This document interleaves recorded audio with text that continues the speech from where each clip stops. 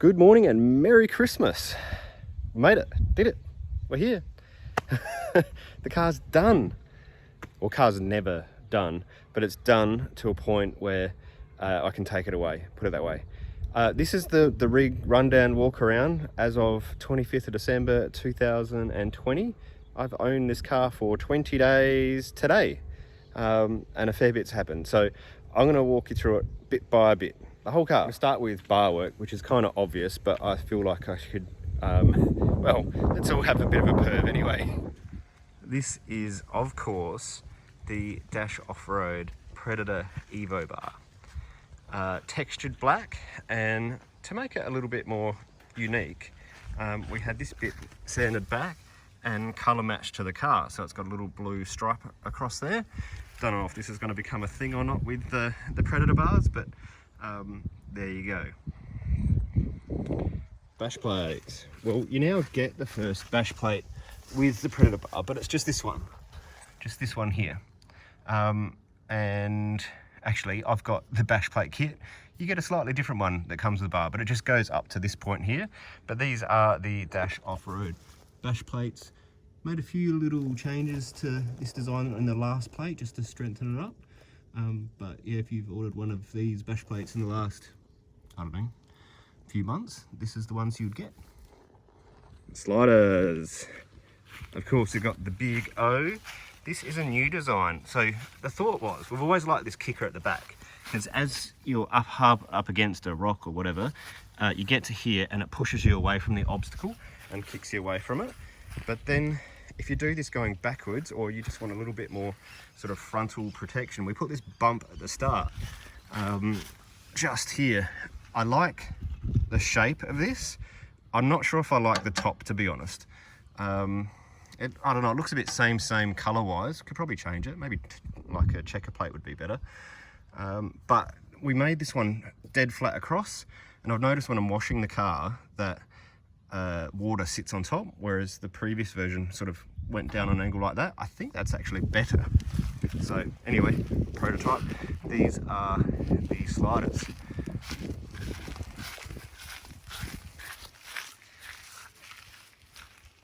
Rear bar, I haven't done yet. So I've just got a Nissan factory tow bar put on there. It's actually off the gold car. But we will do something at the back, because getting a 35-inch tyre underneath in the factory location is damn near impossible in a workshop on a hoist with levers. I'd hate to see what it would be like on the tracks. So I've got to do something about the rear bar. Roof rack is our Dash Off-Road jobby, and hello neighbour. I've got a solar panel up here. I'll talk more about the specifics of the solar panel a little bit later, but this one we designed just so it didn't go too wide, because when you're on the tracks, any hangover, like the awning's probably already a bit of a problem, but any hangover, and like that's what you're going to bump into or lean into. But this is the Dash Off-Road roof rack. Only adds about 65mm to the height of the vehicle, which is deceptive because it's so high here. But when you look at the highest point of the roof in the middle, it only adds 65mm there. I do have, and you'll see on top here, there's a couple of bolts, or not bolts, looks like some nutserts are going to go in there. Well, yes, indeed, there will be some nutserts to go in there, and a bracket for a 48-inch curved light bar, which sadly arrives on the 29th. Really frustrating, because I wanted to show that off. What can you do? In the cabin, and man, these things are luxurious. Like, I love my Navara, but sitting in here, this is it's just nice and comfortable. So in here, I'll give you a little bit of a look around. Last, talking brake controller, Red Arc Tow Pro Elite.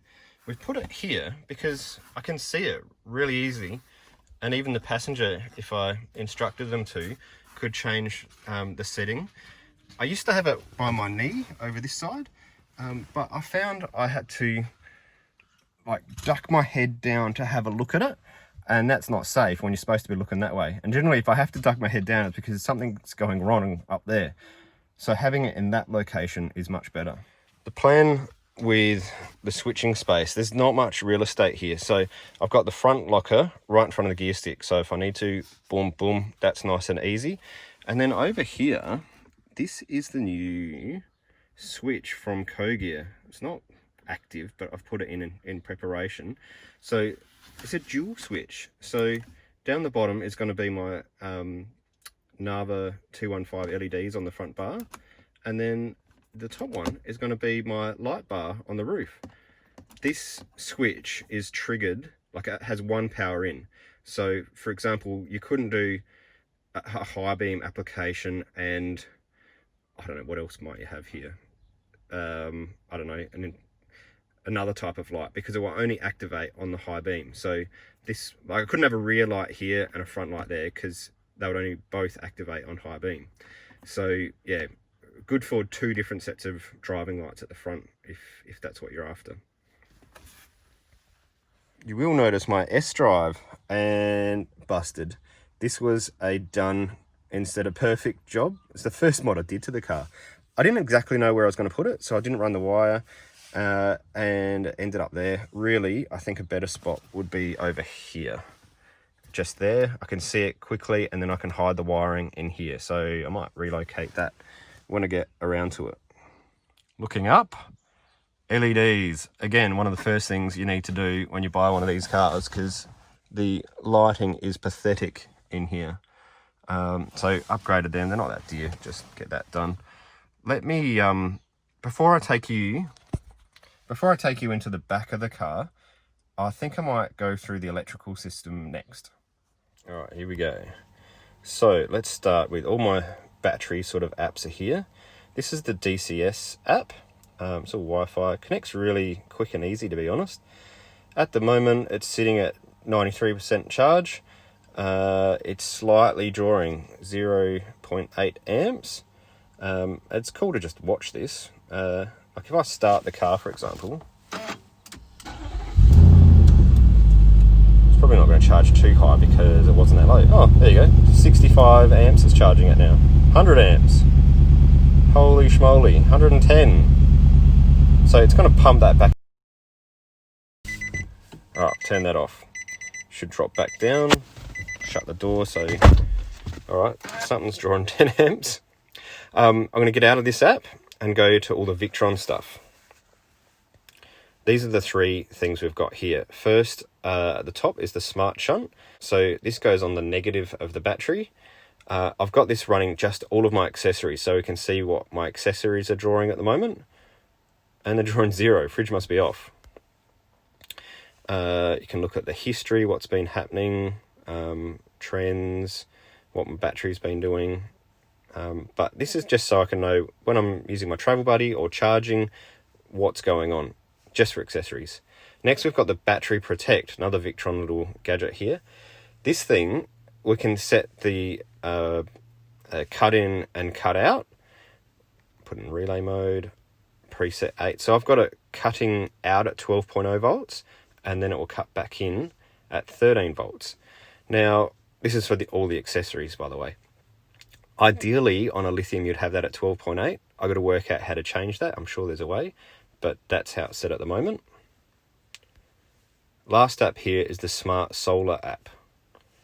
As I was saying, I've got a solar panel on the roof. It's a 48 volt solar panel. And at the moment I'm picking up 38 volts because it's early in the morning. And the battery's charged and it thinks it's an AGM. So 13.67 is a big number for an AGM. It would be good if this was dedicated for lithium, so I could probably pump this up a bit higher, but it's going to do the job fine. And you can see they've got current, well, can't show you, sorry, but there's current at the top at 38 volts. That's usually pretty low. And then we've got current at 13.8 volts, which is much higher, usually more than double higher. That is the apps. Now let's go and show you more stuff. All right, let's get under the bonnet. Electrical. Big shout out to Byford Services because he did most of the work on here. Carbon winch hiding behind this number plate flip. We're sorting out what we're going to do about this number plate, but that's how I've got it set up at the moment. Camera is relocated here. Now, the tap for the winch, on, off. It's not a removable tap, that's a new thing, so I quite like it because you can't lose the tap.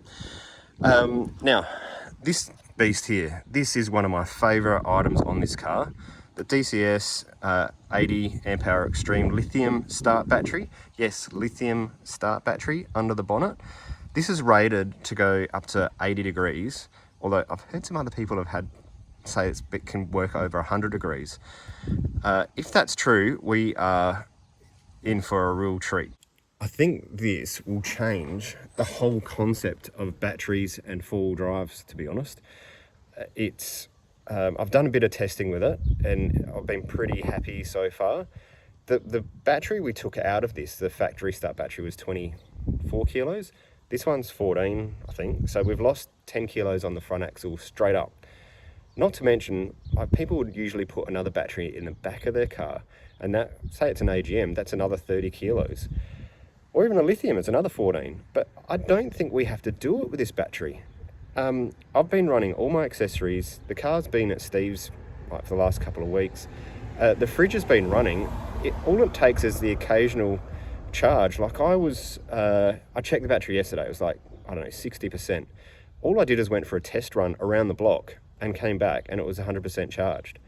It charges so fast. I've seen it at over 100 amps charging. So I think this is the future. I'm yet to flatten it dead flat, but we've got this set up. So that's a smart shunt.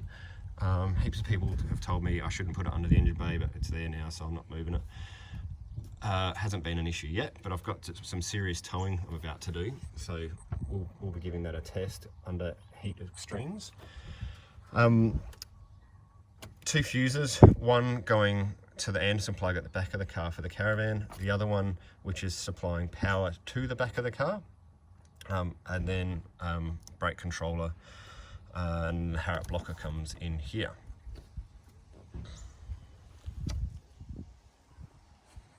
I think you know you've got a good auto elec when you can't see it all, when everything's hidden.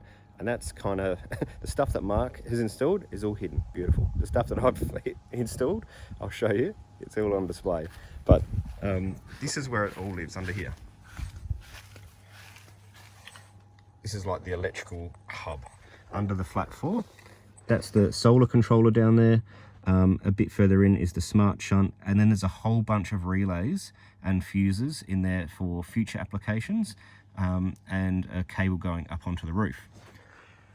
I've got all of these Andersons up here that I can use for whatever I wish, and so I just like Anderson. So I've got one going off to the fridge, another one going off to the travel buddy, I'll show you in a minute, and then another one going up here to all of my charging. So I used to run a charging box, and because I've got quite a lot of stuff I need to charge on my camera gear.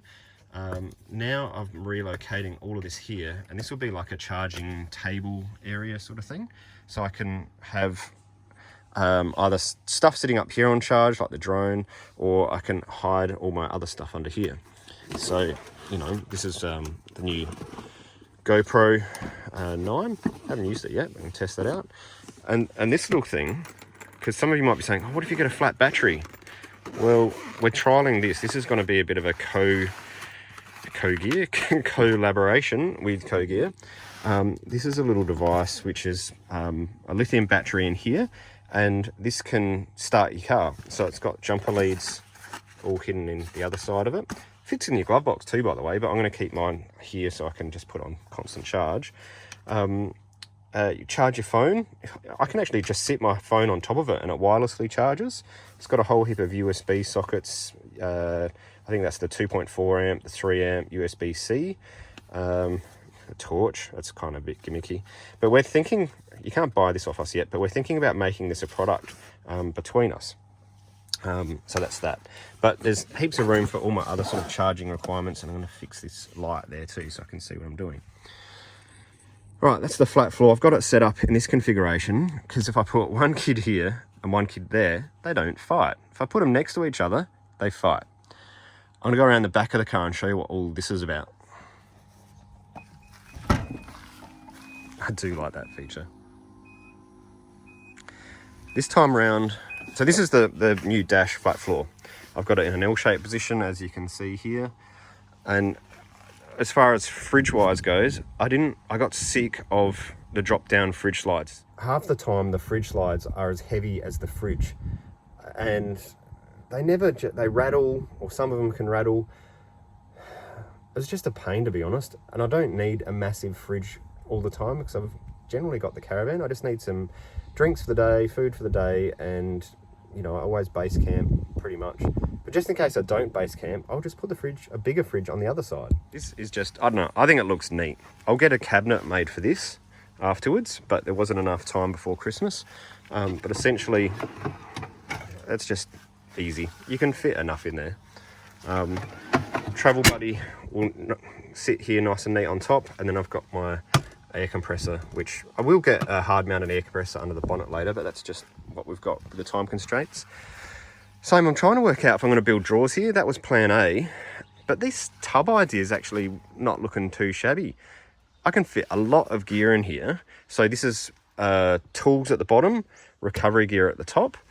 I'll probably get a neater looking strap, but I can do that, and it's all strapped down by I've got one anchor here, and then you can see that I've put some other anchors across the back.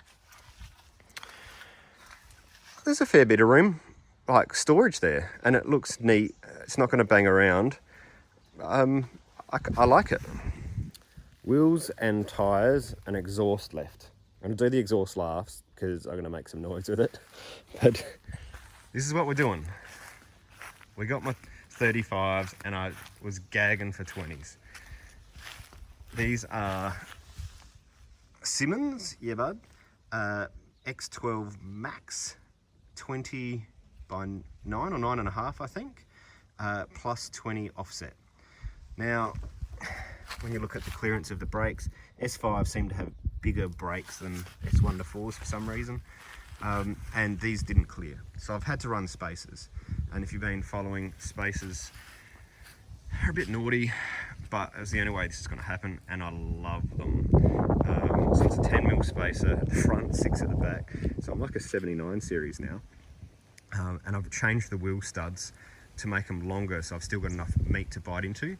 They do poke out a bit, I must say. There's argument with Mr. Policeman whether the tread block is covered or not.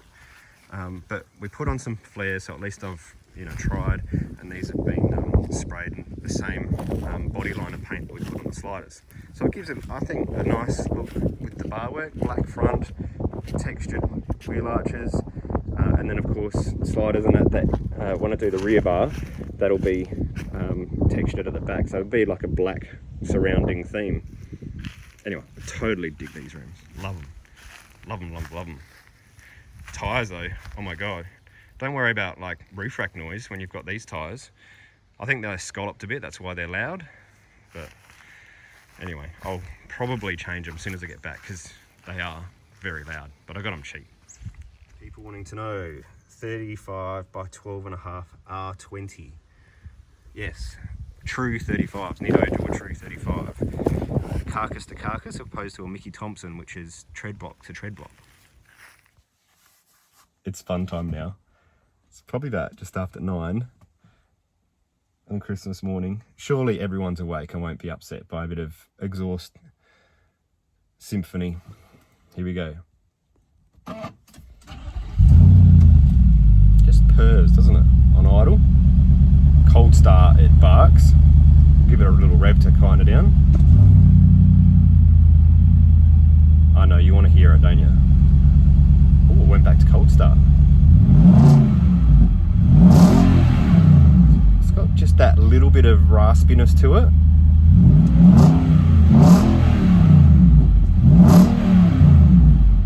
I'm pretty sure it's going to drone its head off with the caravan behind it.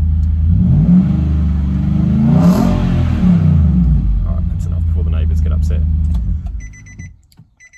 Oh, this door. I don't know if this is going to be my long-term exhaust. It's definitely the exhaust that gives me smiles. Oh, here comes the wife to get mad at me. I'm recording a video. you want to be in it? This will get rid of her. She hates being on camera. It's a Manta catback exhaust, the louder version. I got it off my gold car, so it cost me next to nothing. Later on, I will put on a different exhaust, which is a bit more polite for towing, because it is quite loud in the car. And I'm thinking, well, I've had AVO. I know that's a good system. And I think, being my job as a Y62 guy, I should try as many exhausts as possible. So I'm probably not going to put the AVO on, even though it was brilliant. I'm probably going to try something like the Torquet or the Bow Desert, I think. I've heard the Bow Desert and on George's car and liked it. Nice note, not too loud, looked like a good bit of gear. But the Torquet one just looks sexy. So might give that a go. I just got to check how loud it's going to be, because that's why I'm doing it. I don't want to go for another loud exhaust. So I'll do some research and let you know how I go with that. That's it. Oh, I forgot a very important mention. Bush barriers. I love these guys because I can change the look of my car like every year if I want to. Just for the record, like, I'm not endorsed or sponsored for any of this gear, or except my own, and I pay for everything myself. Sometimes I get a discount, but like, it's all paid for, so I can say whatever I want about this gear. So if I say it's good, I think it's good. And I really love bush barriers. It just gives us a way to be unique with our vehicles. Love them. Anyway, signing off. Probably not going to do a vlog tomorrow because it's going to be a family day and you guys probably aren't interested in that. But then we head off to Broken Hill and we start to meet up with Y62, Ilya's family, and Pina and Cliffy. So the convoy to Queensland begins, and then all along the way we're just going to meet up with more and more and more 62s, and they're all been working on their cars. They're all pimped up. There's a heap of new bush barrier designs to show you, and that's when I start the vlogs again, and we'll get into it with the Travels and Fraser and LCMP. Well, signing off on Christmas Day. Cheers.